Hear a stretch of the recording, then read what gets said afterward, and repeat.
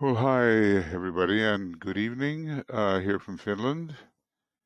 And we're continuing with our ray triangles in this Science of Triangles work. We have so far done 3 of the rays, and today is time for the 4th ray. So nice to see you here, and BL and Joe and Michael are here to keep everything running smoothly, and I just want to say hi to Anne and Ariel and Avni, okay, and Brennan, Britta, Catherine, Frederick, Georgina, and Isabella, Ishtar, and Joe, and Joan, and Johi, and Karen, Carrie, Leslie, Margot, Mariana, Martine, Miro, Nesa, and Nyenka, and Tia, and Vicky, Yvonne, Zenaidi, and Anne Veronica. So welcome to you all, and glad to see you here. These are ray triangles which should be memorized. I guess that's the only way I can approach the matter. They have to be, in a way. If we want to know what lies behind a significant triangles in our chart, and maybe I'll have a chance today to give a few generalities concerning the rising signs Sun and Moon in the charts of some of us, and maybe I can keep that going for a few minutes each time. That doesn't mean I'm really, looking at your chart, but it does mean that I'm giving a generality in the matter of moving from the moon sign to the sun sign to the rising sign. Okay, let's see. I just want to review what we have here. Given the first ray, we know it's Aries, Leo, and Capricorn, and different aspects, always different aspects of the ray that is involved, with a different sign of the zodiac on the top of the triangle, so to speak, at different periods of the person's life, and maybe under certain needed circumstances. There are different periods that come in, and different. In other words, it's not that necessarily Aries is always on the top, or Leo, or Capricorn. It depends on what is needed as the solar angel assesses the situation and may determine, according to the coming horoscope, what has to be in the topmost position. When it comes to Ray 2, going down here a little bit, it is Gemini, Virgo, and Pisces, and these are taken in order from the early part of the zodiac to the later, and they're all mutable signs, just the way it is the case with the 6th ray. Actually, DK has given a peculiar idea. It's not easy to solve, but basically what he has said is that when you want to learn about the life of someone who is beginning the path of initiation and really working around the first degree, you look at the cardinal signs and maybe the cardinal cross. When you want to find somebody who's a disciple and on the path of probationary initiation, you look at the mutable signs. Everything's a little different here in this way. And then for the initiate, it's going to be the fixed signs. Now, usually we consider things differently. We consider that the mutable cross leads to the possibility of discipleship and probationary initiation, with Pisces being the transitional sign. Then we come to the fixed cross on which we should all be, or, relatively shortly, with the possibility of entering true discipleship and the possibility of the first and second initiations. And then the cardinal cross takes us after the fourth initiation onto the path of higher initiations. Let's just say the fixed cross can go first, second, and third initiation, and the cardinal cross will be the fifth initiation, and no cross at all for the fourth initiation. In a way, you're carrying your own cross. Okay. Then the third ray, in order: Cancer for the masses, Libra, the transitional third ray sign, and Capricorn, the third ray for disciples and initiates. Now today, we're going to look at the fourth ray.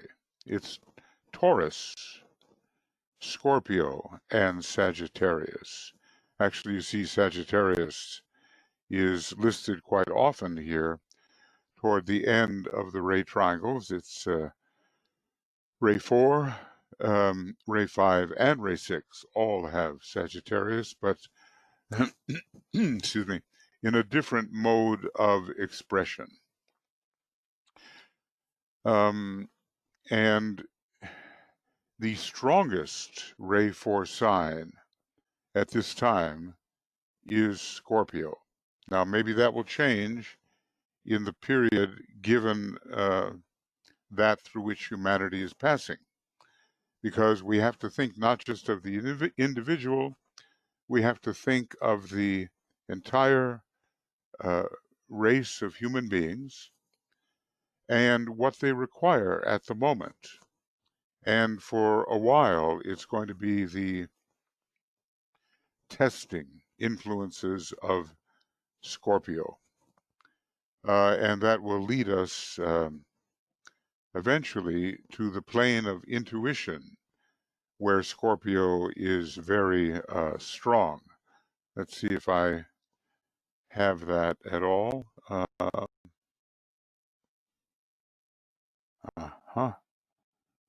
This is not quite as hopeful as I had thought. All right, let's see if I can get rid of this.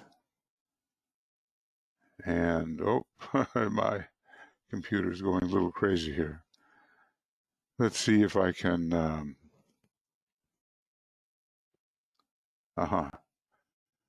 right. Well, it's not going to appear on this one. It's going to appear in a different place. And I will try to find that place. Let's see. It has to do with the diagrams, AAB diagrams. And I'll try to find that right here, AAB diagrams. And here we have the planetary and solar hierarchies. Come on now. I hope that for some reason I don't have to go into the temple and find that this is not adequate. But there we go. This particular picture.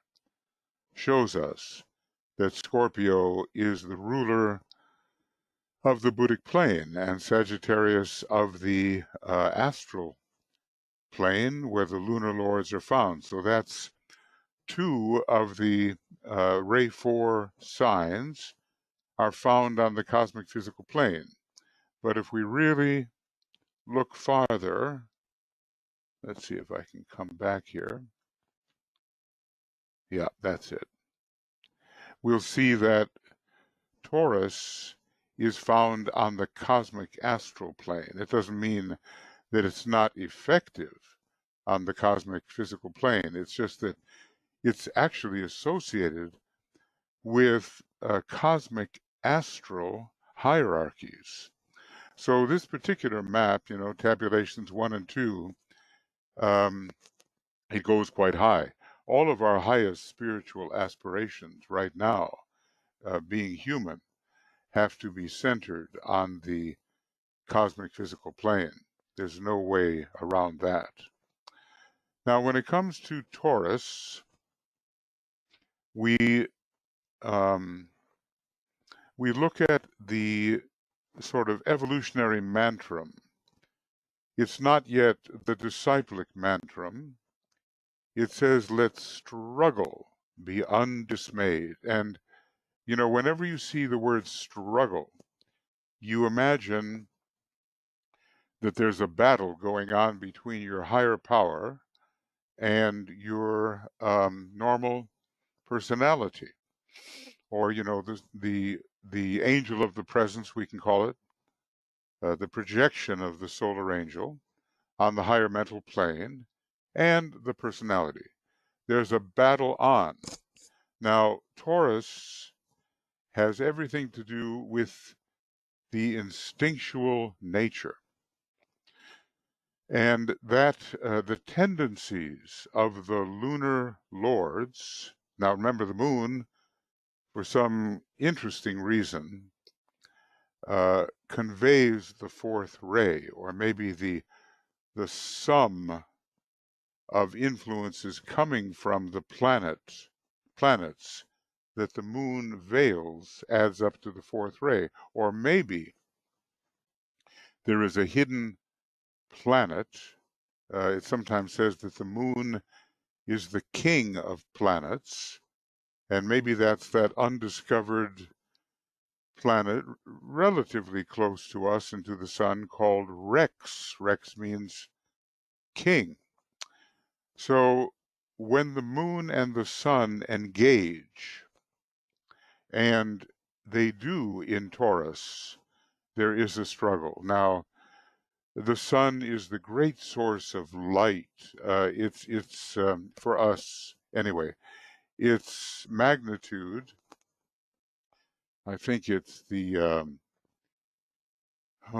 let's see. I'm not. I think it's the visual magnitude of the sun is minus 26, and the lower the magnitude, the brighter the object. So whereas these various stars have an absolute magnitude, they also have a visual magnitude. The sun is a tremendous source of light for us, and life and prana and all of those good things which keep vitality circulating.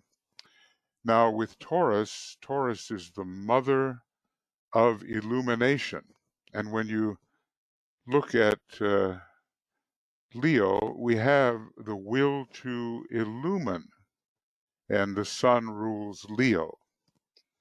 So we have a very bright source towards which we are heading as we grow more and more luminous in our higher nature. However, we are also dragging along the ancient condition of the moon, which is really, moons are not alive. They are falling apart, they are decaying.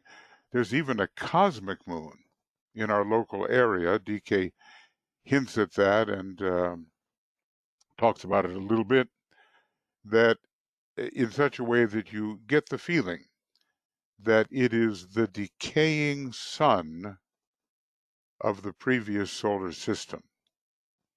That's what I think that cosmic moon really is. So the moon is a drag upon these progressive, illuminative possibilities.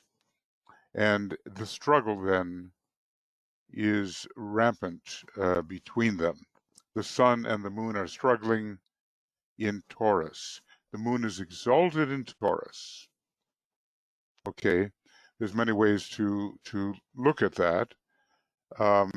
Maybe we can say that when the moon veils Vulcan, it is particularly exalted in Taurus.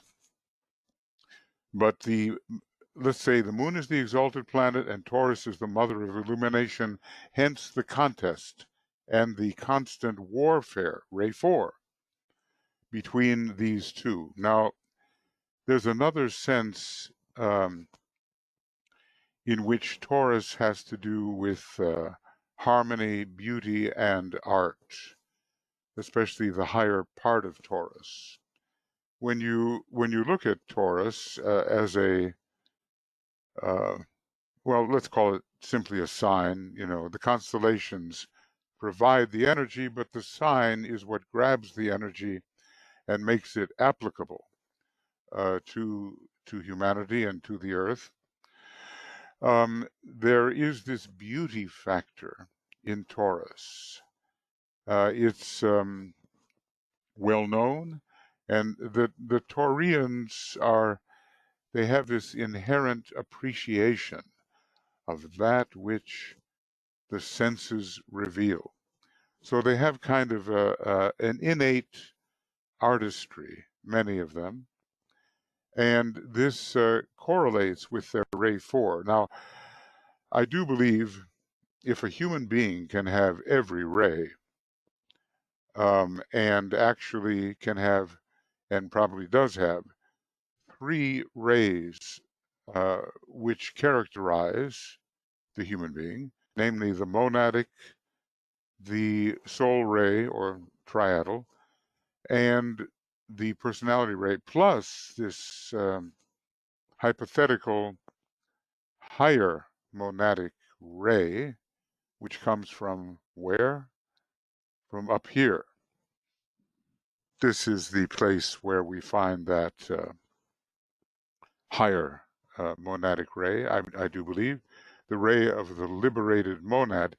If a human being can have that, then you can be assured that a planet can have those kinds of rays, that a solar deity, a sun, a solar logos can have those kinds of rays, and also a constellation as well. So the fact that Ray 4 is the only ray that DK lists as coming through Taurus has something to do with a kind of selectivity for the present cycle, and not because the planet, the sign cannot have other rays as well. Certainly, when I look at, let's see, let me see if I can find maybe the constellation Libra. Right now, we're emphasizing the third ray, but it's very clear that the second ray is a big part of Libra. We have, what's it called? I'm going to turn to that page. All I have to do is get there, and it's Esoteric Astrology, page 333, I believe. Oh, that's Esoteric Healing. I got the wrong one. Okay. So now maybe we'll try it again. There it is. Balance attained, divine love and understanding. So those are not, well, you might say understanding is a third ray characteristic, but not divine love. Divine love in Libra speaks to the second ray of Libra, which is not emphasized by the Tibetan at this time. Who knows what is the personality of the sign Libra? What is the soul of Libra? What is the monadic nature of Libra, as they do have their monads? So, and I must say that I believe either the seventh ray, it is the seventh sign, or the first ray, having to do with the law, both 1 and 7, should be emphasized in Libra. I think that either 1 or 7, 2 and 3 are all emphasized in Libra, but the Tibetan chooses to give us only ray 3, just the way he does giving us only ray 4 for Scorpio, when obviously ray 1 is very important, giving us only ray 4 for Taurus, only ray 5 for Aquarius. So, but what I do want to say is that these constellational deities reflected in the signs do have a monadic ray. They do have a soul ray. They do have a personality ray. And they probably have this higher type of liberated ray, which would appear when they are liberated onto this particular level, a very, very high level, the cosmic logoic plane or the cosmic adic plane. I mean, these things are so high that they're too high for the masters, you know. So, but still, the Tibetan has given us the map. So anyway, this factor of beauty and the love of the senses and the idea of rhythm. He tells us that human beings can destroy the causal body in various ways.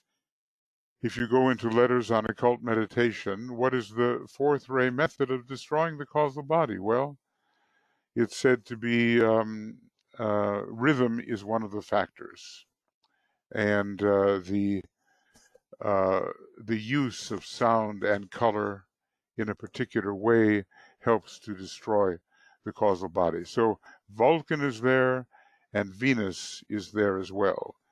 Venus has this artistic quality to it, probably in its mind, I would guess.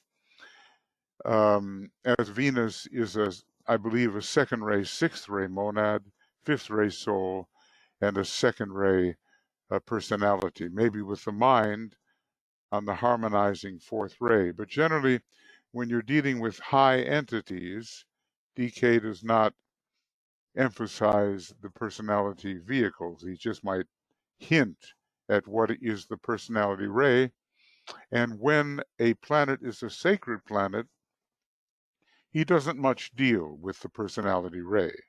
He deals with the soul ray mostly, and you have to pick up what might be the personality ray transcended. In the case of these sacred planets, you might have to pick that up from various hints. So this is in Taurus, we have a struggle leading to the light.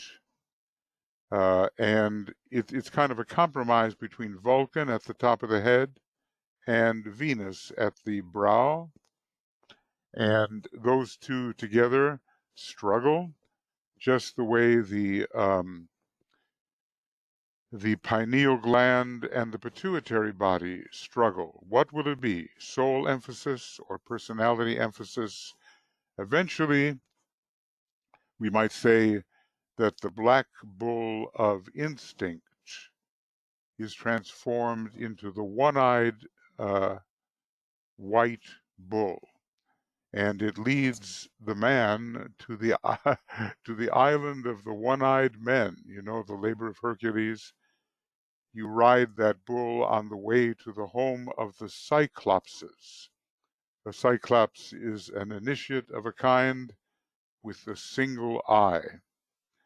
So the result of the struggle in Taurus, especially when the higher power or the higher of the pairs of opposites wins, is the opening up of the inner eye, the eye of Shiva, and sometimes called the blue eye. Now we know that in terms of vision, Ray 4 is very important. Vision is much controlled by the ajna and pituitary, and eventually the Ray 5 of Venus gives way to Ray 4 at the ajna center. So that's controlling the vision. Master Moria says, with beauty thou hast the light. And Taurus is meant to achieve beauty and light and great illumination. So struggle leads to harmony, the harmony of beauty in Taurus's case. Now, when it comes to Scorpio, well, the battle is on. Conflict between the pairs of opposites. At first, there is no struggle because a person just basically is their own dweller. They become what's called, in very graphic terms, the monster of selfishness. Again, I think you can find that. I think so. The monster. Okay, there it is. Unity of selfishness, the monster. But we're not so concerned about that. We're more in the stage of the conflict with duality, and we are the fighter, and we're aiming towards the higher unity, which finally is achieved in a significant manner on the buddhic plane, which Scorpio rules. So again, well, we have this whole factor of deception going on with Scorpio. There's a lot of Ray 3 in it. Let Maya flourish and deception rule. But there's an out-and-out battle with the Hydra in the sign Scorpio. And eventually, humility solves the problem because, as in Capricorn, the man kneels and lifts the Hydra into the air, high into the air. Now, what is the air? The air is the buddhic plane, and there, under that kind of intuitive perspective, the Hydra cannot breathe, and its heads droop, and it dies. So it's very interesting that in Scorpio, the death of the Hydra occurs through perspective. Through perspective. Intuitive perspective shows the Hydra to be an illusion, to be a great glamour. And then the man will detach himself from that under the law of repulse, which is also a scorpionic law, and will have nothing to do with those lower illusions anymore. Now, not only is Scorpio the ruler of the buddhic plane, which has to be the indicate victory, finally, but the highest ruler of Scorpio is Mercury. And just as you might expect, let's see if I can go over here. I think so. Here is Mercury as the hierarchical ruler of the buddhic plane of the sign Scorpio, and therefore Mercury in its mode of transcendental mind rules intuitively on the buddhic plane. So the result of this great conflict uh, is seeing things as they are intuitively, which is in an harmonious condition. So the tremendous conflict that we all have to go through, because basically the human hierarchy is ruled by Scorpio, that tremendous conflict. And, you know, it's been a big conflict with Scorpio in the Great War, War One and Two, in the 20th century. It will yield a beautiful and harmonious understanding of all things in right relationships, as seen on the buddhic plane. Now, you know, when you have some of these signs, you have a little piece of the puzzle to work out. Uh, it's an ongoing series of lives that is required to conquer the Hydra, to make sure it dies, and that the illusion does not short circuit intuitive apprehension. There's many things that can stop intuitive apprehension. Glamour, illusion, even chaotic, etheric condition. But eventually, we have the triumph of Mercury.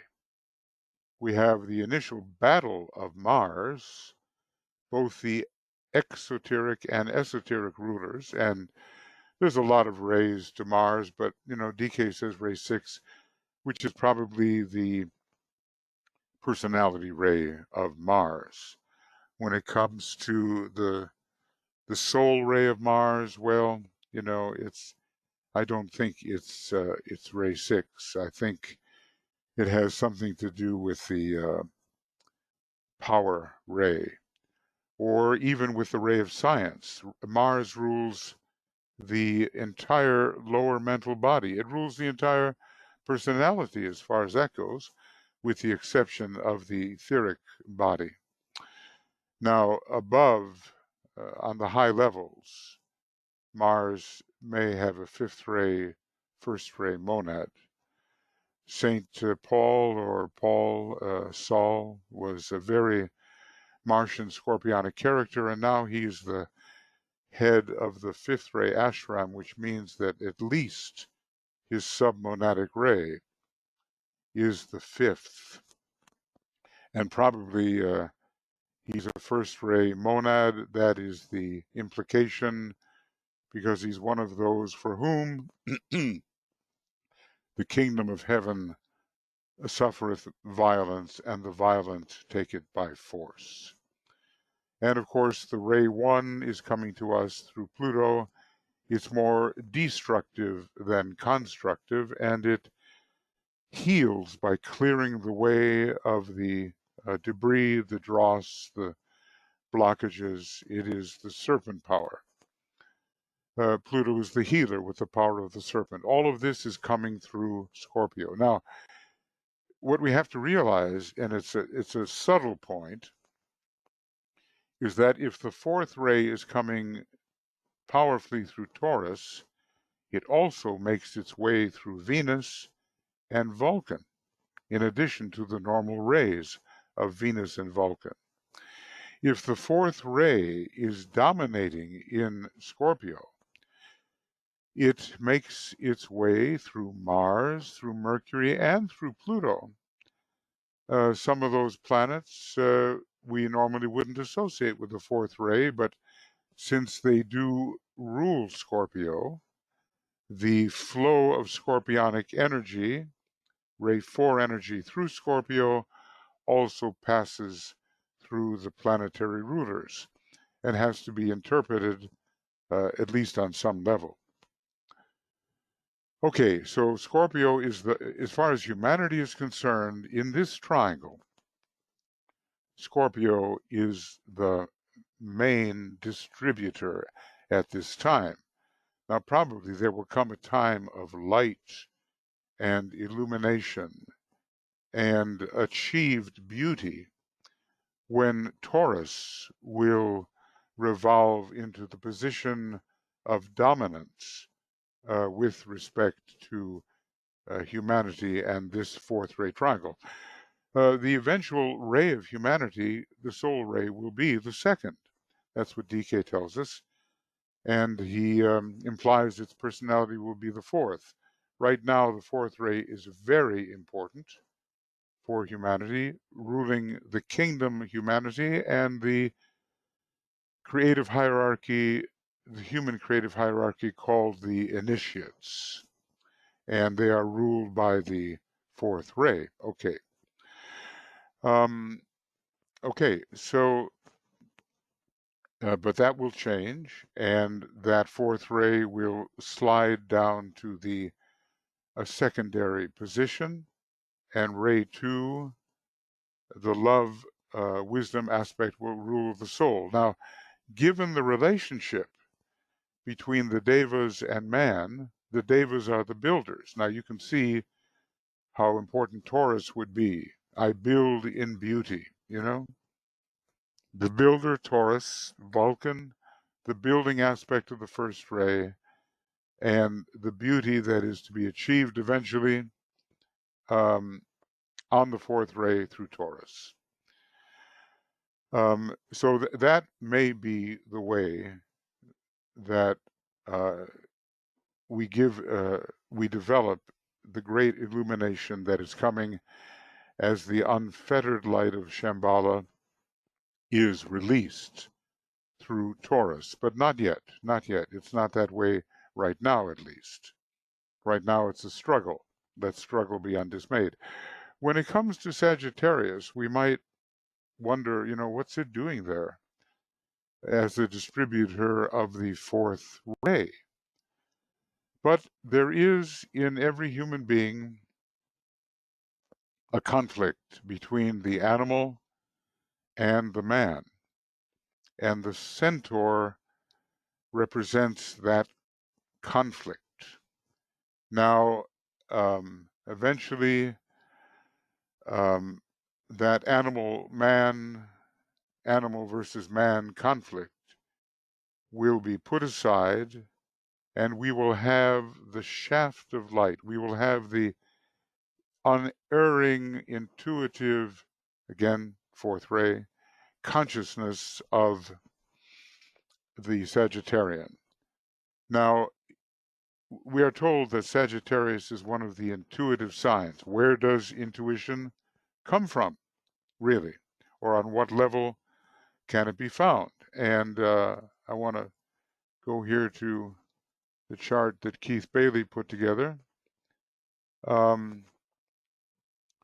Here is where the intuition is found, particularly on the intuitional plane. The 4 of 4. It's sort of midway between everything. It's the yeah, that's interesting. It's the 25th plane, subplane, whether one counts from above or below. Now, why is the number 25 so important? And it so happens that the most, well, you have it, you know, in the half of the 500-year second ray cycle, it rules the fourth ray cycle, the number 25. We have it in the 25,000-year cycle. We have it in the 2,500-year cycle. Frequently, the equinoctial ages are said to last 2,500 years. We have it in the 250,000-year cycle. So wherever the fourth ray shows up, the astrologer rayologist Stephen Pugh calculated this, that the 25 is most likely to be the number associated with the fourth ray, and the fourth ray is the number most associated with the intuition, being at the very midpoint of the 49 subplanes. So that number 4, that number 25, they all come together, giving us the intuition with which buddhically focused man at a certain stage of elevation is endowed with. It's quite high, isn't it? Intuition, actually. There are other things. One of our friends wrote to us about the comprehension of the 4 sounds. So we'll have to, review his paper and maybe take it up at some point here. And then, healing energy and divine vision. Again, the eyes as ray 4 here, split into 2. And finally, what we call the pure intuition. Okay. See, when it comes to human experience, Sagittarius is really on the go. I mean, this is the traveler, the hunter, the seeker, the one that goes far afield to learn about other human types, the anthropologist, seeking immediate experience. Now that is the gift of the 4th ray. It's happening now. It's happening with immediacy. It's happening in the moment. It's not just armchair philosophy for the 4th ray. They want to really get into the struggle of things, and they want to encounter the opposite. That is what Sagittarius can lead to. And that 4th ray then will come through expansive Jupiter, through our Earth, which Sagittarius rules, because our Earth, in one way, is the animal seeking to become human. Let's just say we have an animal aspect to our Earth, which is seeking to become truly a heavenly man in demonstration. Sagittarius was very active in the early individualization days, and if we take it up to the take it up to the macrocosmic level or to the planetary level, it has to do with the instinctual nature of Earth versus its own solar angelic power. As far as Mars goes, it's interesting that the sacred planet Jupiter is the orthodox ruler. The non-sacred planet Mars is the hierarchical ruler. Well, let's just say Mars is very useful. In what way? A bunch of lives came from the moon chain. They didn't complete their work, and maybe some of us were among them. Let's see if I can. Here it is. It's now called the Saturn chain, but okay, it was the moon chain. And they were transferred to the Earth chain. All of this is happening within our whole planetary system called the Earth scheme. So these lives have to get reoriented. They have to turn upward. The lunar lords have to eventually become members of the animal kingdom and eventually of the human kingdom. What is required? Mars is required to give them the fiery aspiration that is needed to climb. And so that part of us, which is the lunar lords, are reoriented and fierily seek to go higher.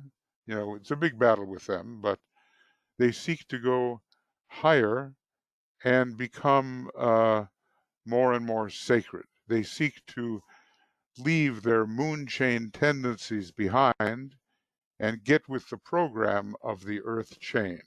And sometimes you see over here, let's see, where am I?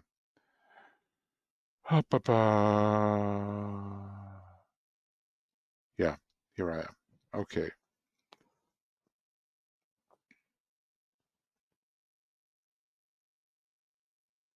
Here we have Mars as the ruler of the lunar lords. Here are the lunar lords, the sacrificial fires, and Mars is helping to reorient them and lead them towards the animal kingdom. Now you will find that on page 844 of A Treatise on Cosmic Fire. Let's see if we can go there. An interesting thing is said, if I'm remembering correctly. Let's see what happens. Yeah, this is the tabulation, and it tells the destination of various types of beings. Here are the lunar Petries. Look here what it says. What is their goal? You know, the lunar lords, lunar Petries, lunar fathers, whatever you want to call them. What is their goal? To become men. They will, in their higher grades, pass directly into the animal evolution. It's ruled by Mars of the next cycle, maybe the next, large round. And so eventually they will individualize. Their 3 higher grades will become animal men, and the 4 lower will contribute to the quaternic forms of the men of the next creation. So right there we have the explanation of how Mars, the animal kingdom, and the lunar lords or lunar Petries are related to each other. It's not just our present animals that are on their way to joining the human kingdom. You know, animal to man, vegetable to animal, mineral to vegetable. It's not just that. It's the certain lunar beings from the now defunct moon chain, which are on their way to becoming animals and eventually men. So those qualities are put together, and maybe explain a little bit about why Sagittarius has a hierarchical ruler of Mars. And again, of course, we're entering into the whole question of man versus the animal and the battle thereon. Don't think that the 4th ray is all harmony. A lot of us have the 4th ray, you know. Master DK said it was really important in his work. The 4th ray mind, he says, was really important in his work. And this 4th ray elemental, he describes it in Esoteric Psychology. Well, I think I don't know if it's volume 1 or volume 2, but he describes that warring, that fighting elemental, that struggling mental elemental. A lot of you have that. And so when we talk about the 4th ray, we look for struggle first. When we talk about humanity, we look for struggle first before the harmony supervenes. Harmony through the conflict. Okay, well, there are probably many other reasons why these particular signs, Taurus, Scorpio, Sagittarius, bring in the 4th ray, but let's just say with Sagittarius, it's all about experience, getting in there and learning the hard way. Some people can sit back and they can calculate and they say, well, I know this is going to happen, so I avoid this and I avoid that and I follow this path. That might be ideal, but it's not the way humanity seems to operate. Humanity operates pretty much by blundering in frictional conflict and learning something and then succeeding in overcoming that conflict. Hopefully in the future we can have some intuitive foresight about these matters and won't have to get so warlike at first. Loaded with the panoply of war, it says about the 4th ray.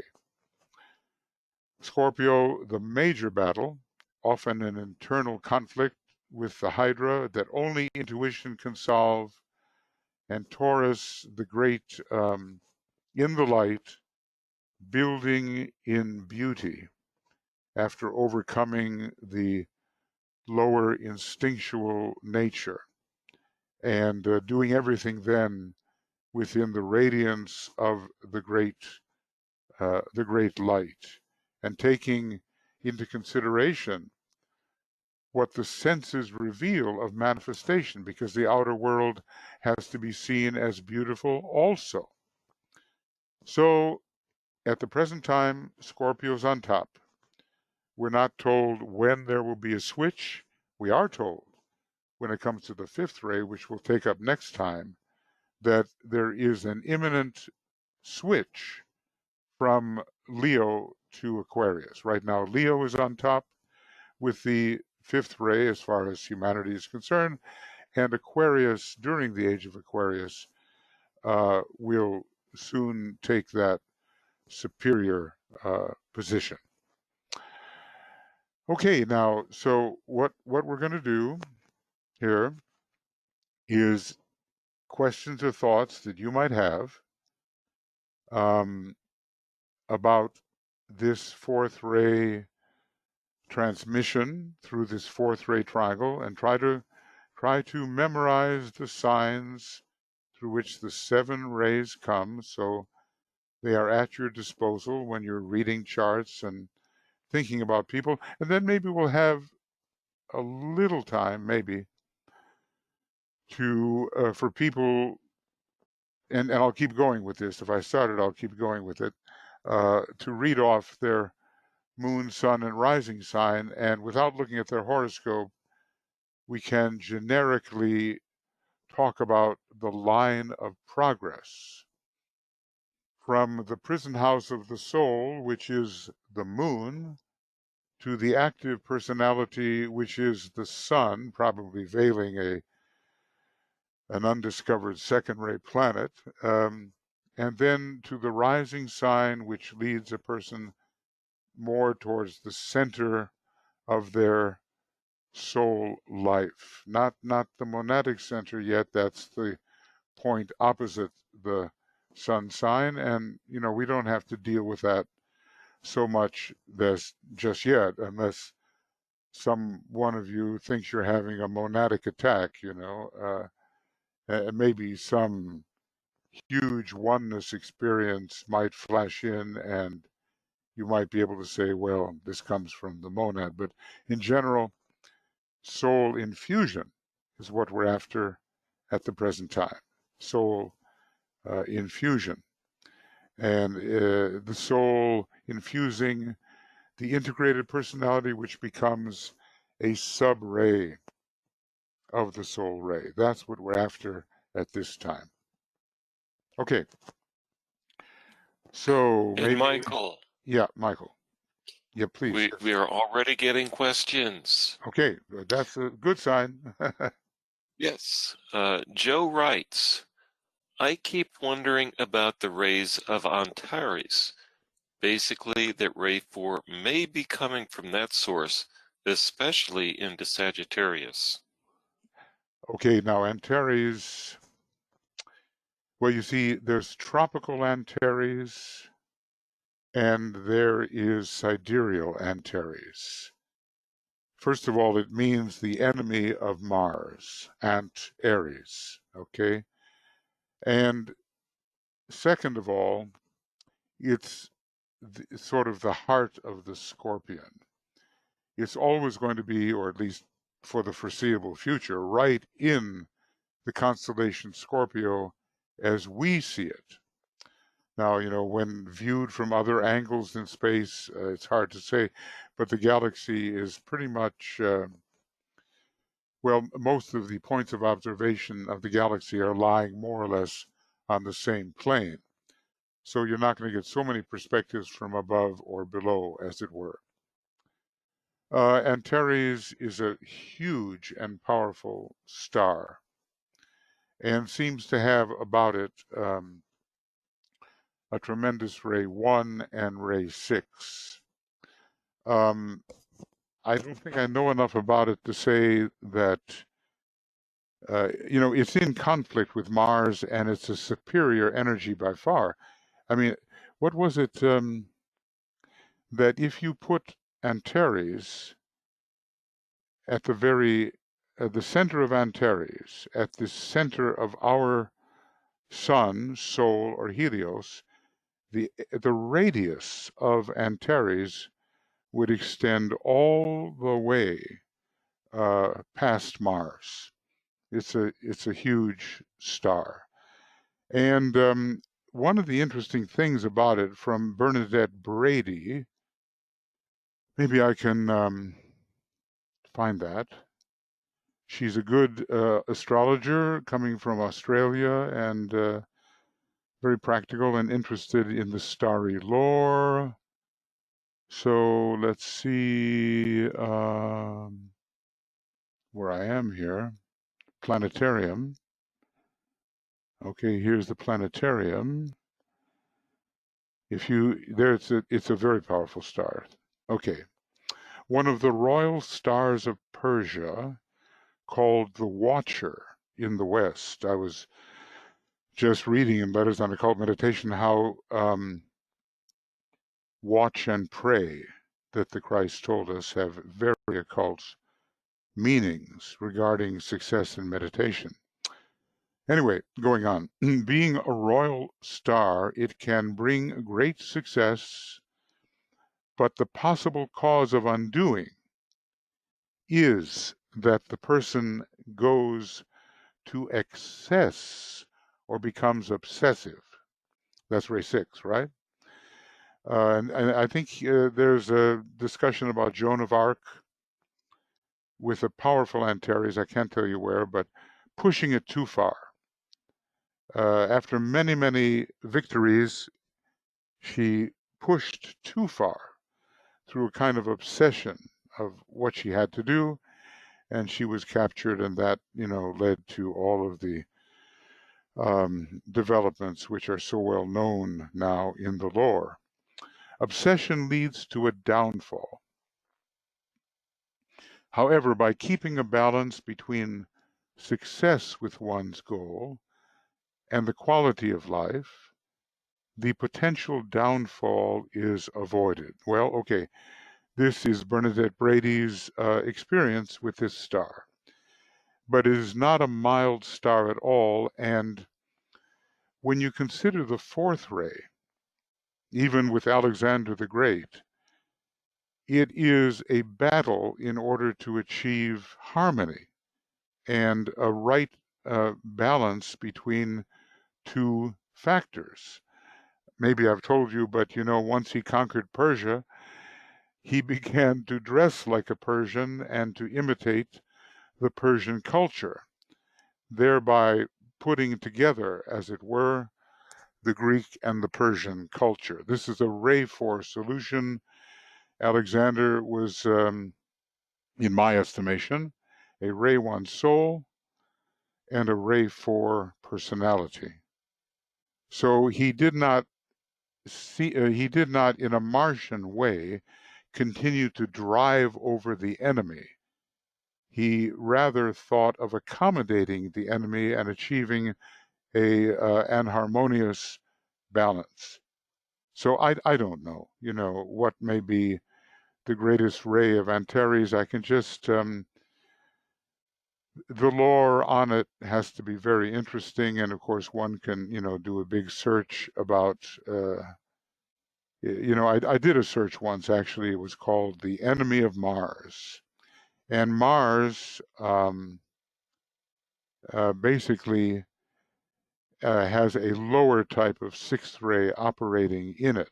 Antares vibrations are so high that maybe the highest in it does not affect us. But just Google it and collect the references and see what you think when you put it all together. I think that would be the best way. It's a red star, though, huh? Isn't it? And being red, the color red is associated with two rays particularly. The lower sixth ray and the the main color of the first ray. So I would expect the driving, relentless, obsessive, one-pointed quality that may be imparted from Antares to be associated with those two rays. That would be my expectation. Okay, that's what I can say about that. Next, we have questions from Vicky. Could you please explain what the monadic subray is? Yeah. Did DK teach this? No, but he did teach enough about it to make it a probability. I've got a bunch of compilations on the monad that, well, I mean, a bunch of references in compilations on the monad which demonstrate this. And let me see if I can, where is my, I'm looking for, what am I looking for? Okay. Okay, this will do. Okay. Are there 7 monadic rays or 3? There are 7, there are 3. And the references regarding 7 and 3 are equally strong.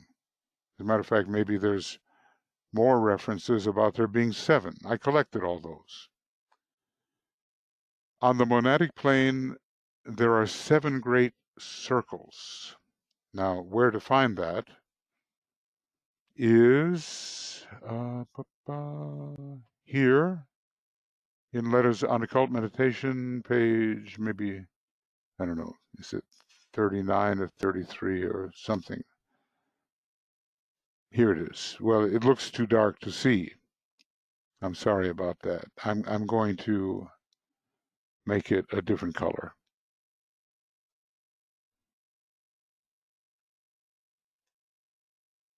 Now you should be able to see better. Monadic plane. 7 great groups.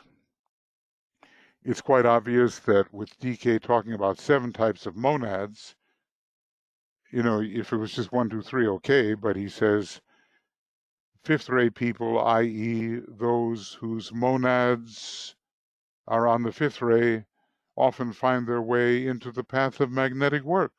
5th ray monad. Here's St. Paul. He's the head of the Chohanic head of the ashram, Master Hilarion of the 5th ray ashram. He tells us that people who have the 6th ray monad in the New Age will not get along well with the prevailing 7th ray that is in expression. And then he says the 4th ray is coming in 2025 from its monadic aspect. So at least in cases of 3 rays of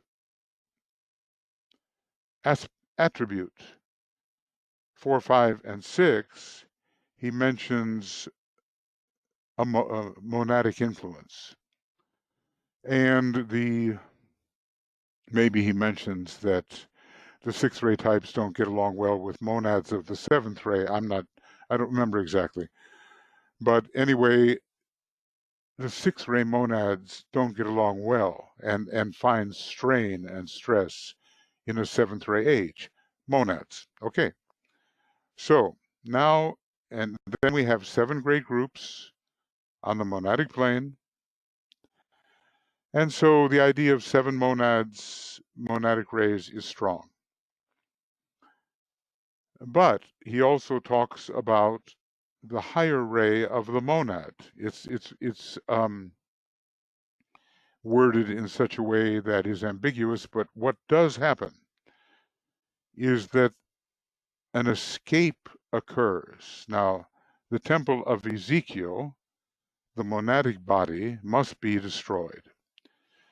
It's a question of, you know, does an essence which rises onto the 7th plane, does it retain its monadic vehicle, or does it destroy the seven, whichever one of the seven monadic vehicles it was within. We don't know that. But one day, the destruction of the Temple of Ezekiel does occur. And when that occurs, something called the volatile essence, it's alchemical. Volatile means to fly, and the essence, it's the essence of the monad. It flies up to the seventh plane, and there it does not have a sevenfold choice. It has only a threefold choice of Father, Son, or Holy Spirit. Rays 1, 2, or 3, Shiva, Vishnu, or Brahma. The three logoi that are subsidiary, in a way, to our solar logos. It's Shiva, Vishnu, or Brahma. So finally, the major monadic ray is the ray of the volatile essence, which flies free from the sevenfold possibilities of monadic vehicles on the monadic plane.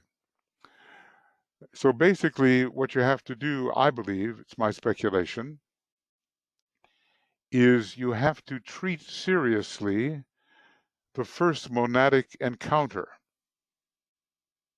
Like for St. Paul, it would be ray 5. For Master Jesus, it would be ray 6, right here on the monadic level. For the Buddha, probably ray 3. And for the Christ, ray 2, probably. And for Master Moria, I suspect ray 1. I'm not sure, well, I just have to keep on repeating. I'm not sure. These are what I hope are semi-intelligent speculations.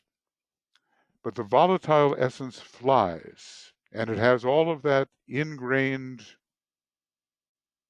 conditioning of the seven monadic types, and yet it lands in one of three circles on the logoic plane. Either monads of the Father, monads of the Son, monads of the Holy Spirit. So that's why I say that the first monadic ray can be one of the seven. It's like a sub-ray. It's the first monadic ray. And the major ray of the monad, which is kind of an interesting, ambiguous way of speaking, has got to be one of the three. And both of them are relevant. So if you discover your monadic ray, somehow using those seven formulas, maybe I still persist, naught is but me, the worker and the worker are one, all of that. You still have to discover what is going to be your circle or your triangle here on the logoic plane. And then the path that you take on the way of higher evolution, now a ninefold path, or 9 possibilities, will depend on two things: the major ray of the monad and its subray. Because after all, if you're going to take the path of magnetic work,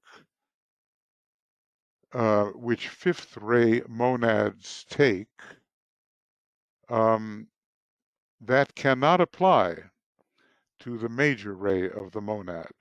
So, he hasn't said much about that, except that the volatile essence flies free, goes to the logoic plane, and has to find a new sphere or spherical ring past knot. And by the way, this interesting thing about the initiation of human soul, let's see, people. Let's see. fifth monad. A large number, notice how he does this, a large number of fifth ray people, those who have the ray of concrete knowledge for their monadic ray, pass onto this line of endeavor. So that confirms that you can have the fifth ray monad. And then he also talks about, the sixth ray and the fourth ray coming in. So that's the reason, those are the reasons why I have concluded that there are two monadic rays to be considered. This is page 187 of Initiation, Human and Solar. I think that's all I'll say about that for the moment. Okay. Moving on to Vicky, asking, for those on the path, how do we use the transiting square between Mars in Aries, square Saturn in Capricorn, that is happening now until the end of the year? We regulate impulse. That's the long and short of it. All kinds of, basically it's a battle between the mental body and the emotional body. Or it's a battle between the law, well, that's happening, the battle between the law and the tendency to break the law under Mars.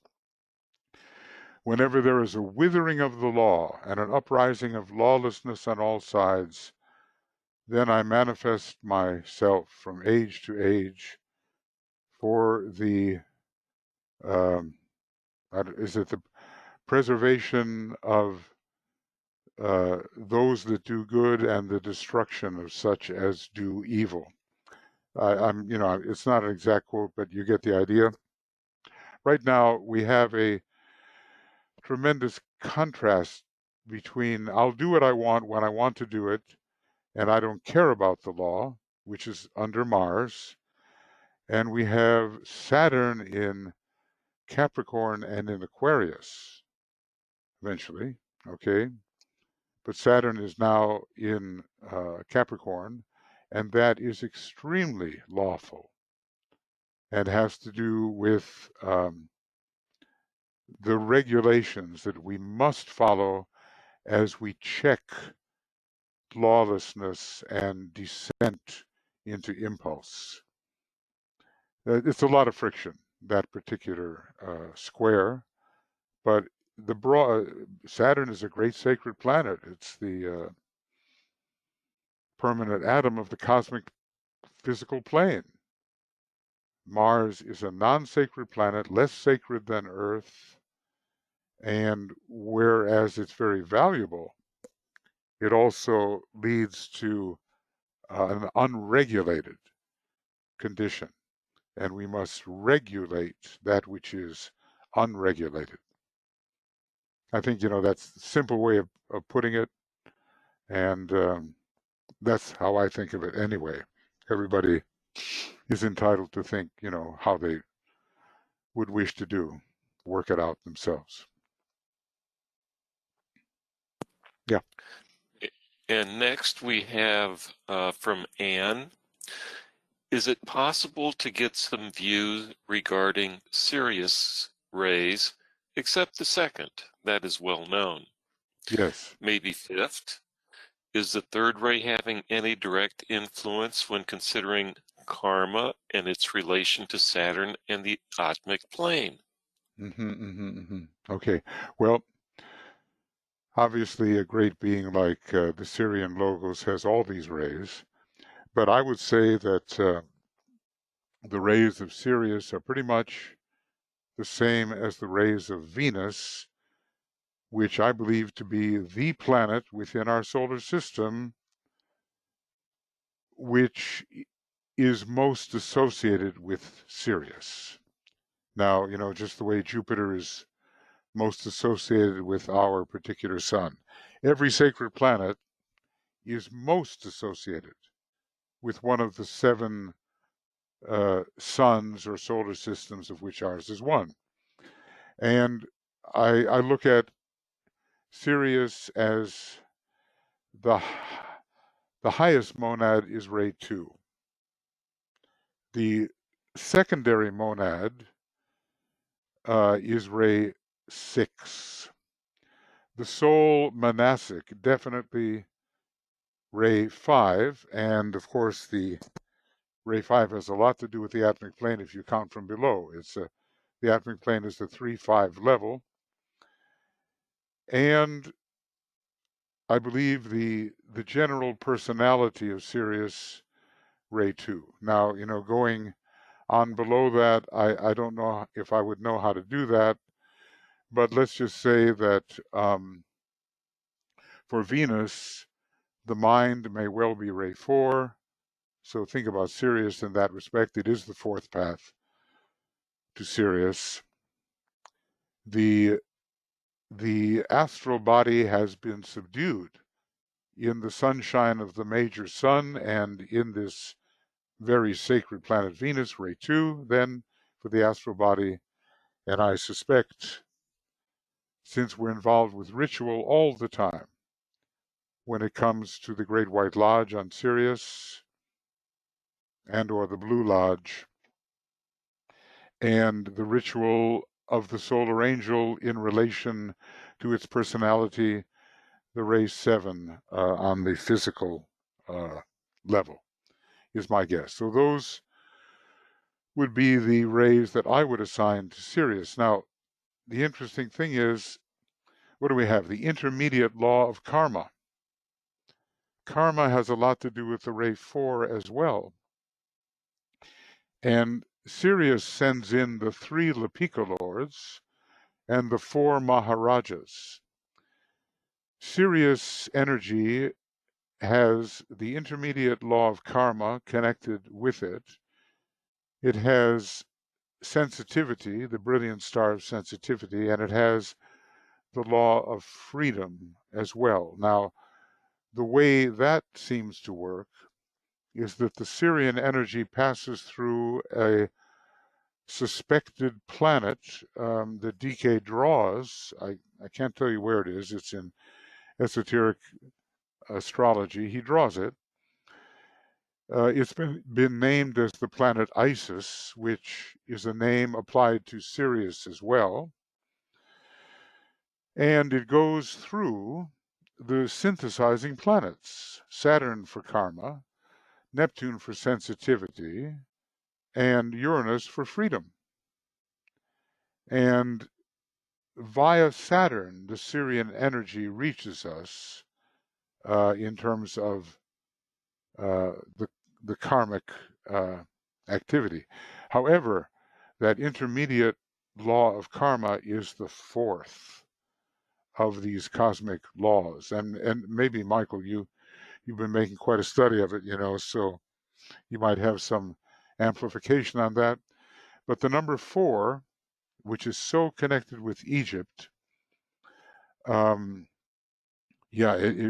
Serapis, the Egyptian, and so forth, and the Brotherhood of Luxor, a very strong 4th ray, helps to explain why Sirius was so important to the Egyptians. Now, the 7th ray is there, the 4th ray is there, and Sirius, because of its major position as either, I would say, either the Ajna center or the head center of the 7 solar systems, has a dominating position within the 7 solar systems, of which ours is one.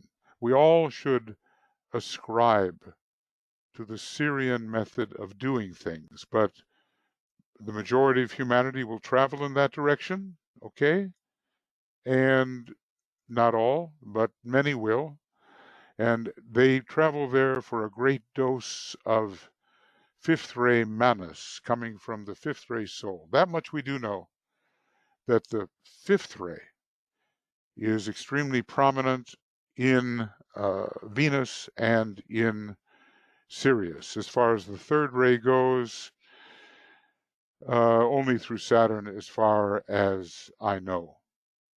The Manus aspect might be taken care of through the fifth ray, which is extremely prominent, and the atmic plane being in a way the fifth from below. So the numerology can support that as well. He says we're not going to solve the issue of the solar angel. We just can't solve that problem. And Sirius is that much beyond it, except that the majority of human beings, and I think especially those who are individualized in this solar system and in the Earth chain, are on their way to Sirius, and they will find out the answers to these questions. Okay, I think, that's maybe enough to indicate the story. The third ray through Saturn, and nothing about Sirius is especially third ray. I mean, when you look at how people under the Sirian mode behave, the Manus comes from the fifth ray and not from the third, I do believe. Okay, Vicky. I never can give a complete answer. I don't know it, but I can give some indications. Okay, and there are no more written questions or comments at this point, and I am not seeing any hands raised either. Okay. Right. Yeah. Yeah. Well, look, with numerology, you have to always count in two directions. Only the fourth plane is 4 from above, 4 from below. We have 2, 6, 1, 7, 7, 1, So we have to always look at a particular subplane, like the atmic plane, and say, what are likely to be its numbers? And its numbers, well, he gives them to us, doesn't he? Let's see. Over here, maybe he gives the numbers. Yeah, I'm looking right at it, right? Atmic plane. Number 8 from the top, correct? Because we have these 5 and then 3 more. Whoop, whoop, whoop, whoop, whoop, whoop. So we have 3 more. 1, 2, 3. Okay, 8 is an important number. 3 is an important number because it is the third from the top and Saturn rules it, and the third ray is in relation to the atmic plane, but 5 is an important number too, isn't it? And then you can correlate some of these things with rays and planets. It may seem like a lot of memorization, but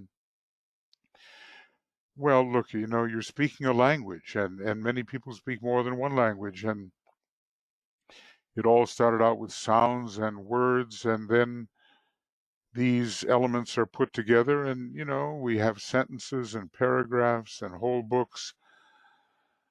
It's the same with just a few spiritual numerals. 7 rays, 10 planets, 12 signs of the zodiac. We'll have more than that in terms of planets. Don't get into the asteroids, as you're not going to memorize all those. There's just thousands of them. But for the main things, the rays, the 12 creative hierarchies, 7 rays, 12 creative hierarchies, 12 signs of the zodiac, and 10 planets at the moment customarily used, that's not so much to put in your memory. Not so much. It can be done. And then once you have them in your memory, snap, snap, snap, you can put things together. Okay. So if there are no more questions right now, would somebody like to offer up a rising sign, sun, and moon sign? And then we can talk about it, give a method, how to look at the progress from one to the other. You're not going to get the highest qualities out of your moon sign. And you're not going to get the very highest qualities out of your sun sign, though you'll get something. It's the rising sign that is most important for soul progress. So all we need to do then basically is look at that triangle and say, this is the flow of progress. You know, We have a raised hand. yes, okay. What does it say? Yes. Walter, you are self-muted. Yes, There you indeed. go. Can you hear me? I can, and I know you Yes, we can answer can. the question yourself. Well, yes, indeed. My moon and sun sign both have Ray 4 because my moon is Sagittarius and my sun is Scorpio, and then my rising, which is non-Ray 4, is Capricorn. Yeah, yeah. And of course, you know, the rays are one way to look at these, this combination. But, you know, from this spontaneous desire of the moon in Sagittarius, which is, you know, I'm just giving a generic point of view. It is experimental. It is spontaneous. It is in the moment, responding, and it goes far afield. It has the desire to wander.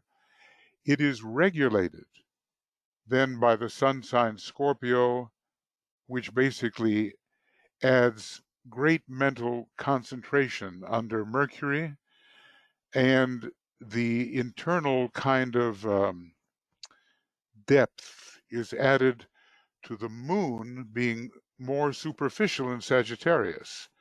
The President of the United States has a moon in Sagittarius, and you know he just sort of shoots from the hip.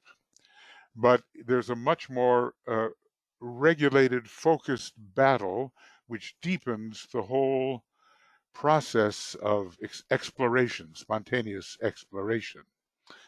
And then Capricorn makes it even more formal and uses the result of this deepening concentration to ascend on the initiatory ladder. Because Capricorn, you know, it rules the law of group progress, and it rules all 5 initiations, and it is serious about what it does in uniting spirit and matter, because it's a major 7th ray sign. The highest and the lowest meet. So from a very spontaneous kind of attitude to a deepening attitude to a very formal ascending attitude. Um, I'm sorry for this interruption. My wife seems to be calling from far afield, but I just have to turn the phone off, which I think I did. Anyway, that would be the general flow from a superficial adventurism into a great concentrated deepening towards a formal ascent. And that's just generic. That's not really considering your chart specifically at all. It's as if I really knew nothing about you. But in a generic way, a person with that triangle could consider that kind of flow. The moon in Sagittarius is not deep, but it is adventurous, and it is the prison house of the soul. And of course, if it veils Uranus, that's a whole nother matter, which I think probably in your case it does, and we'd have to interpret the veiled planet as well. But remember, both of those signs, Scorpio and Capricorn, involve kneeling. They involve going low in order, stooping, as it were, in order to ascend. And they hold the Hydra up in a way that conquers it. So, well, anyway, there's many things that can be said, but they have an ascent built into them, which is not the same as wandering around spontaneously, shooting from the hip and being interested in many, many, many things, but not in depth with Moon and Sag. Anyway, that's a flow. That's a flow. Now, interpreting your chart per se, we'd have to really look at it. Now that's a whole different thing. We Okay. have many more. Oh goodness. Now remember, I'm only going to take a few. Okay. Now we'll keep going. Of course, when it comes to when it comes to us talking about our own situation, naturally, our interest is engaged. But I'll keep going with this major triangle in a generic way, in a general way, and then you can interpret it in terms of your own, well, let's just say, your own understanding. The two signs, Scorpio and Capricorn, for instance, they lead eventually to a lot of humility and a sense of proportion, impersonality. What is the person in the larger scheme of things? That's not so with the prison of the soul. Remember, every sign is great, but if you have your moon there, it's called the prison of the soul. So you have to figure out how it is the prison of the soul and get out of that prison. Am I being clear about that? Okay, go on. Someone. Okay, so next we have Carrie with Scorpio rising, Leo sun, and Aquarius moon, which is also an exact opposition to the sun. Clearly fixed cross, but what of the monad? The point opposite the sun is, yeah. Okay, well, it all, with monadic matters, it all depends on whether we really know what is the consciousness of the monad and know it a little bit directly. Now, none of us is a Chohan, and even a master, normal masters, cannot walk in the doors of Shambhala. So with Aquarius, I have the moon in Aquarius too. I recognize this kind of spread, this kind of diversification, this ability to be sort of interested and involved in everything, and not to have a well-contained ring past knot. Now, if we're interpreting that monadically, it's universality, okay? But the person who has the monad Aquarius in a particular life will be, and it'll change every life as the sun sign changes. There's going to be,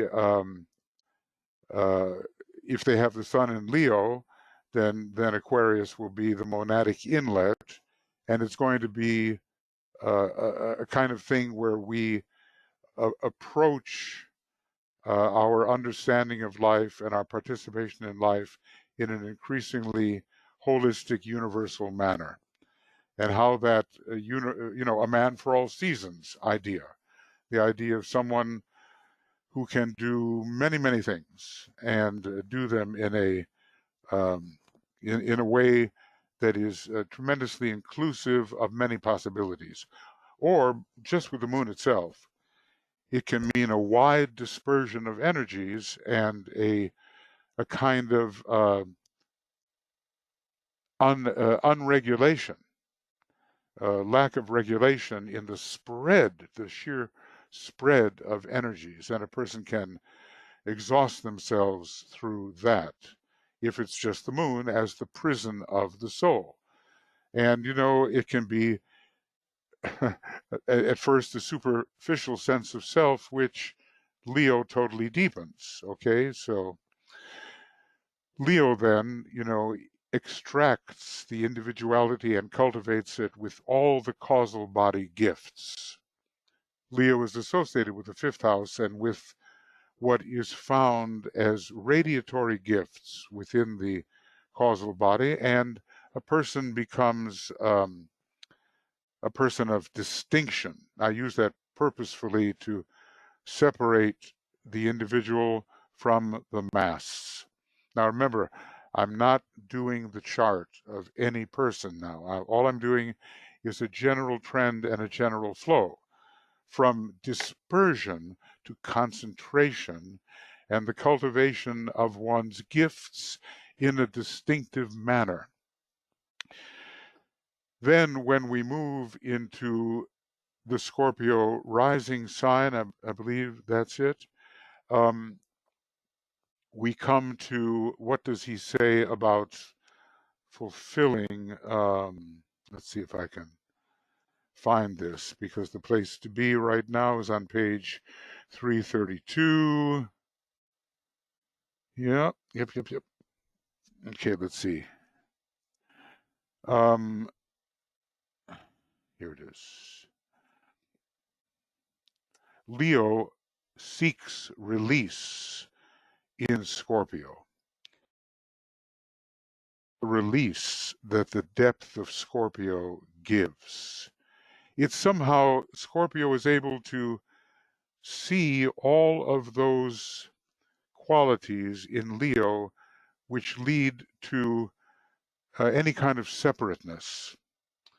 Leo can stand apart gloriously, and still, because of Ray 5, it has that ring pass knot which separates it from all other beings. So Leo is the king. Well, this, of course, is the seed for all of us of egotism and or the philosophy of egoism. We only see ourselves, or we see ourselves overly large. It's a problem with Leo, and not saying you, okay, but this is why Leo keeps on showing up in the members of the Brotherhood of Darkness, in Rome, in France, in Germany, in the horoscope of Hitler, inner horoscope. Leo is always showing up because carried to its extreme, it leads to narcissism and megalomania, like as we see in the present president of the United States. So Scorpio undermines all that. And the acuity of Scorpio to examine in depth all of those unnecessary factors makes it possible to keep on expanding the ring pass knot beyond the Leonian limits. And when the Leonian limits are constantly expanded, we have the Uranian effect in Leo, and we have then the liberation into universality, which the monadic point would give.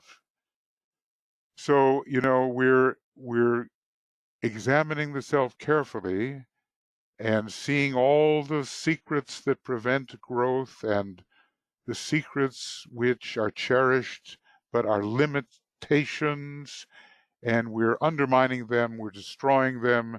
Eventually, if we had that kind of combination, we could destroy the causal body. But, that all depends on where we really are in the field of evolution, and probably, the highest that any of us can think about at this point is the third initiation.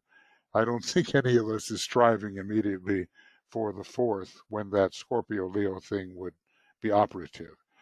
So that's just a general idea of the flow from superficial extension into everything, interested in everything, participating in a way that even wastes energy, to concentration, to cultivation of the self and its gifts, and to in-depth recognizing the limitations of that cultivation, getting rid of them through Scorpio, putting them to death, as it were, and then returning, sorry, returning to universality via the monad. Sometime we'll have to talk, Carrie, in depth about these matters. Excuse me. Next, we have Ishtar. Yeah. With Moon in Virgo, Sun in Cancer, and Libra rising. Lots of maternal energy there. Of course, the Moon in Virgo is a ruling placement, the esoteric ruler. But at first, I'm just considering the Moon as the prison of the soul, and basically, there was some kind of there was a man. Oh gosh, is he DLR? Was that who he was? He was a very first-rate, fifth-rate guy. 15567. Those were his rays, starting with the soul. 15567.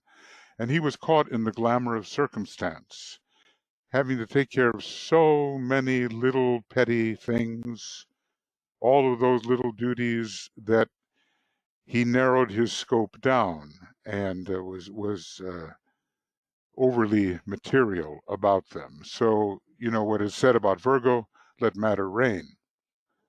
And if it's the prison of the soul, it's the prison of excessive practicality from one point of view.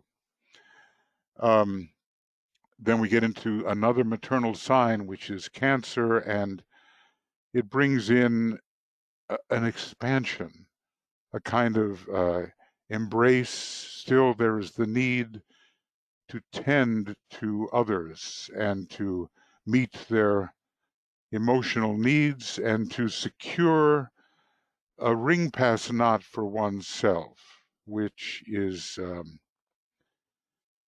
stable and which is a true place of retreat and a true place of home.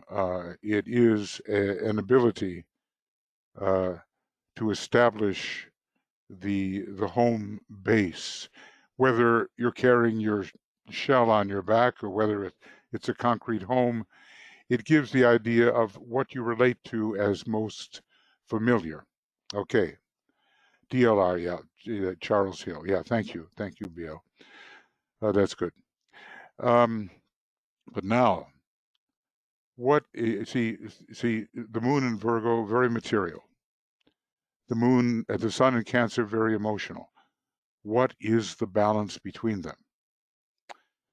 And given these two quite maternal signs, I am the mother and the child, I God, I matter, I am Virgo.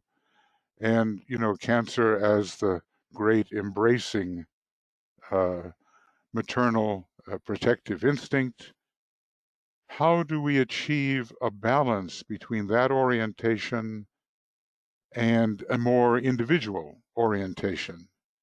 We try to make sure that tendency doesn't get out of hand, and we keep a balance with the growing individuality.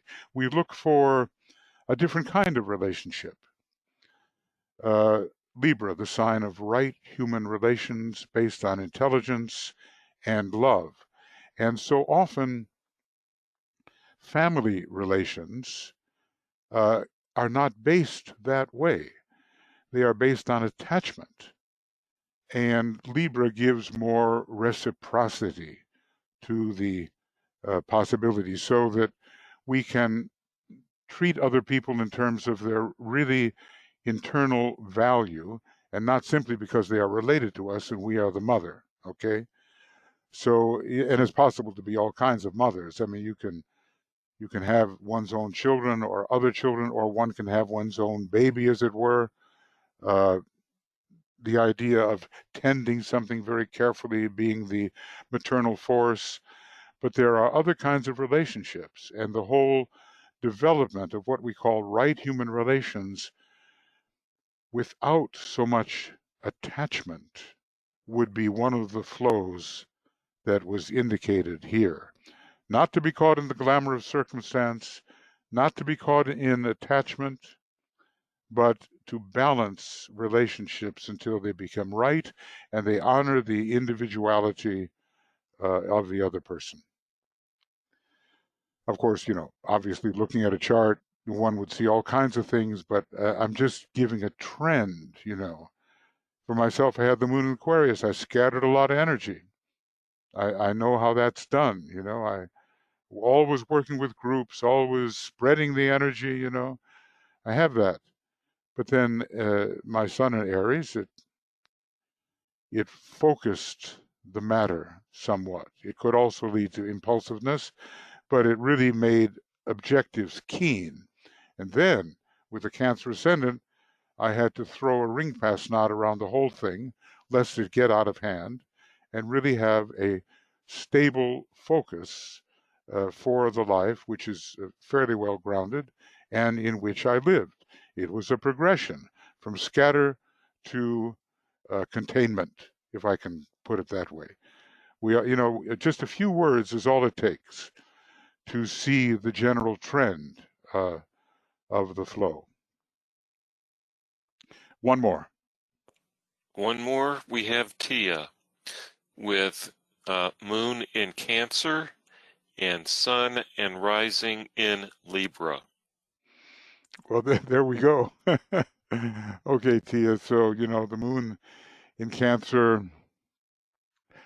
so many people are very sensitive when they have that, and their emotions become the prison of the soul, So we have to look at what it means to be imprisoned. It's usually rotary motion. I know some people, they've just never moved beyond their moon sign, okay?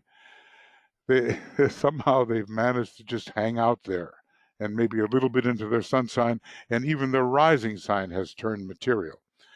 But Cancer is the sign of attachment, emotional attachment, and great vulnerability. And with Libra, you really meet people face to face and, as they say, on the level. It's not the superior to the inferior to the superior. It's a true meeting of individuals in a balanced manner. And when you have the sun sign and the rising sign in the same sign, then you have to look for a higher interpretation. Now, the sun in Libra, it's all about relationship, and it's about establishing a relationship which is more balanced and not based upon codependency or emotional needs or all that kind of thing. And when it moves to the rising side, then you have the larger issues of how to achieve right human relations with all whom you contact, not just the near ones, the emotionally close ones, the ones to whom one is established, but a true recognition in an almost Uranian manner, because Uranus rules the esoterically the rising sign.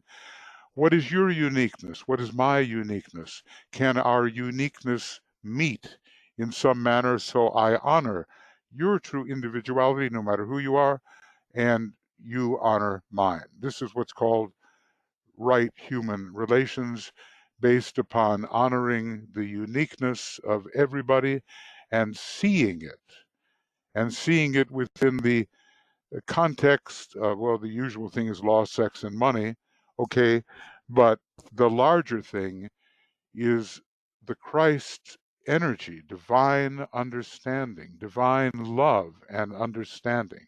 Remember, I pointed to that, right?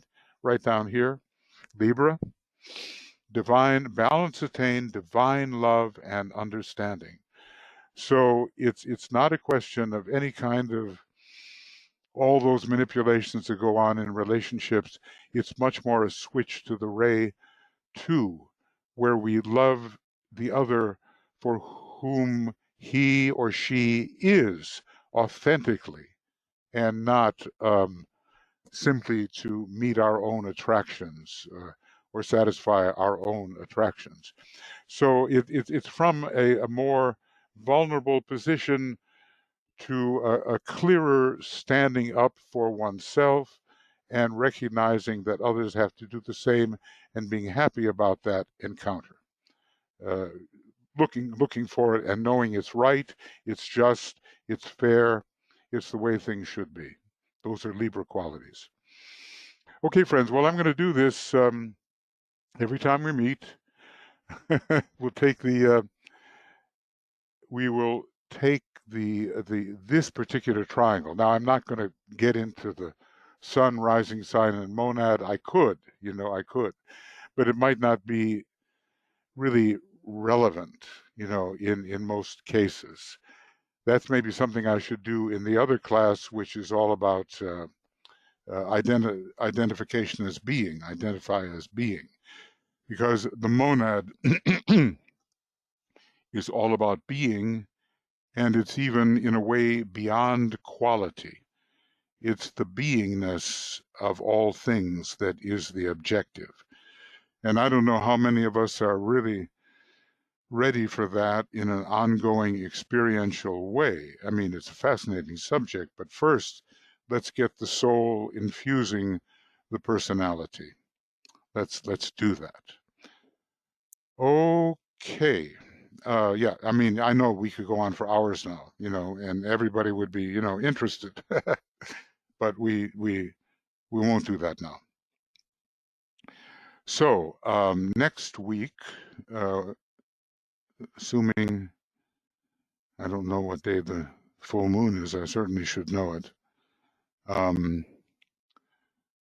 We have the fifth ray, very interesting, and why these particular signs should be on the fifth ray. And what I'll do here is I'll supply this, and I'll put it right after the fourth ray. Okay, so this is the end of 77, and we're still, of course, on the same page because we're basically going one line at a time. And this is 26, and we'll have Science of Triangles 78, and it will be, how are we doing? At the second, is that the day of the full moon? Next Wednesday is the day of the full moon, and we still need to talk about what we're doing with the Ask program. What time is that full moon? Events. Do we know? I am showing the time at 5:21:56 a.m. Whether that is accurate, I'm not positive.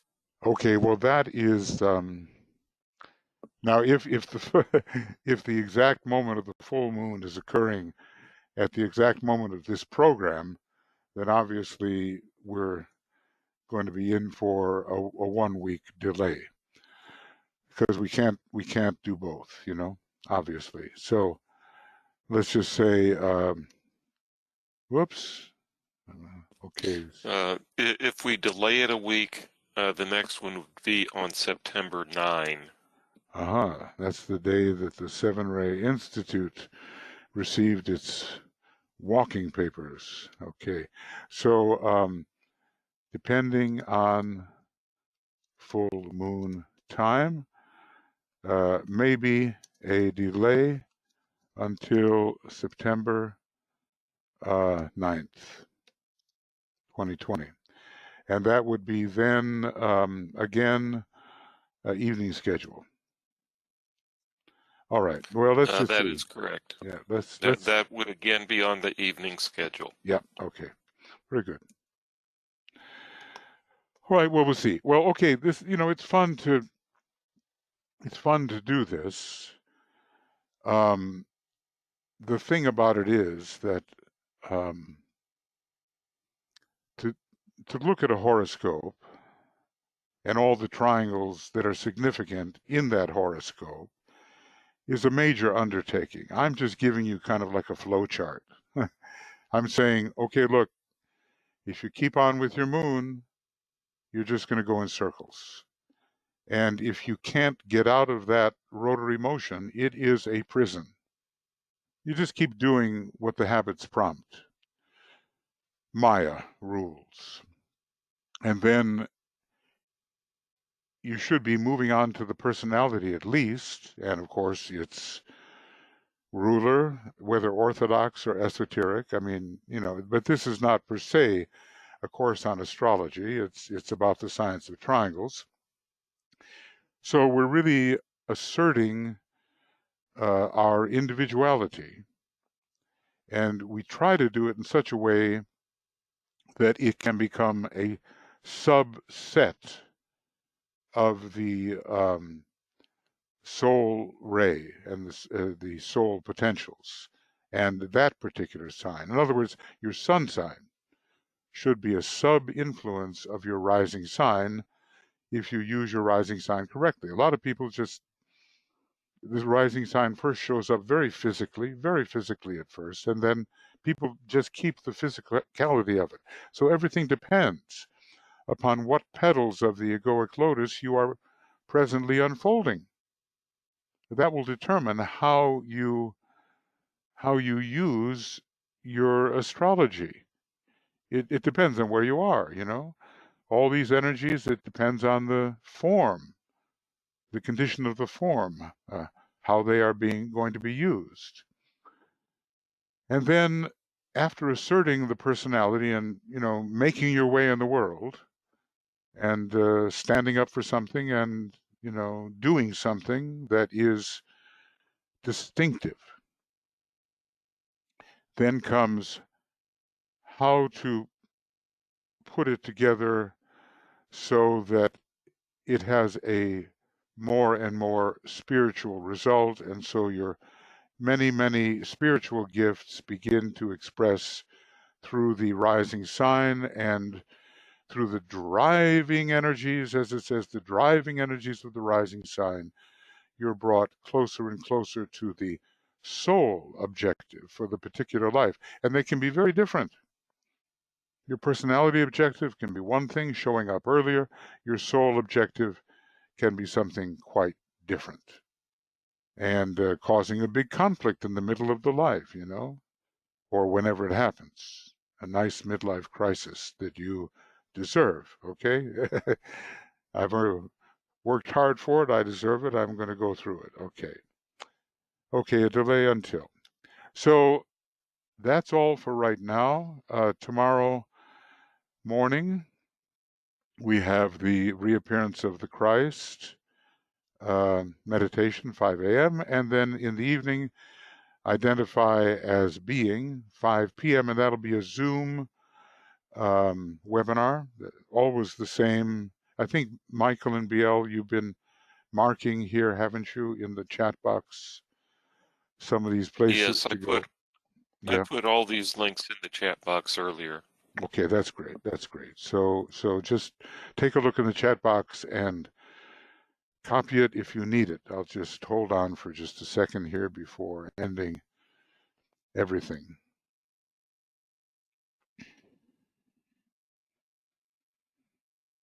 There's And don't forget don't forget the great invocation.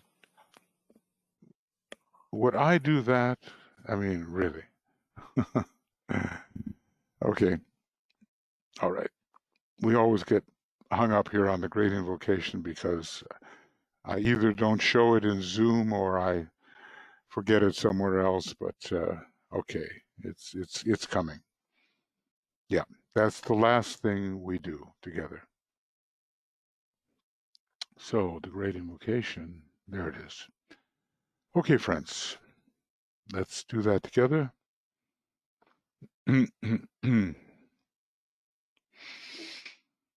From the point of light within the mind of God, let light stream forth into the minds of men.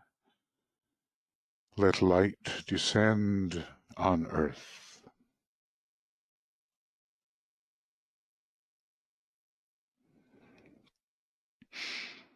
From the point of love within the heart of God, let love stream forth into the hearts of men. May Christ return to earth. From the center where the will of God is known, let purpose guide the little wills of men, the purpose which the masters know and serve.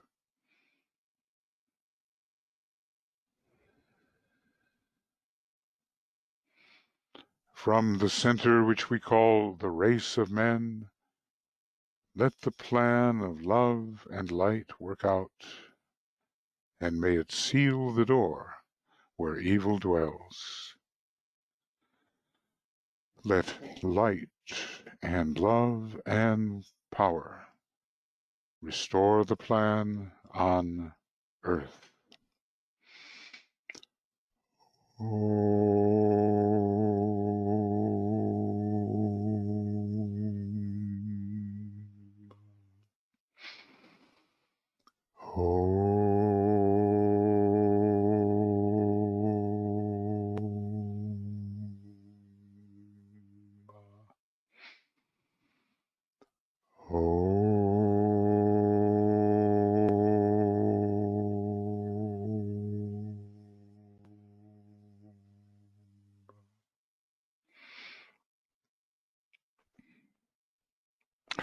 Okay, friends, we'll see you when we see you, and tomorrow morning, reappearance of the Christ. It'll be a broadcast, our usual YouTube channel, and then in the evening, a Zoom webinar on Identify as Being.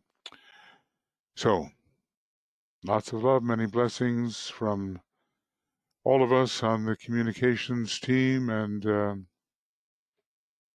we'll be working with you soon. Bye for now.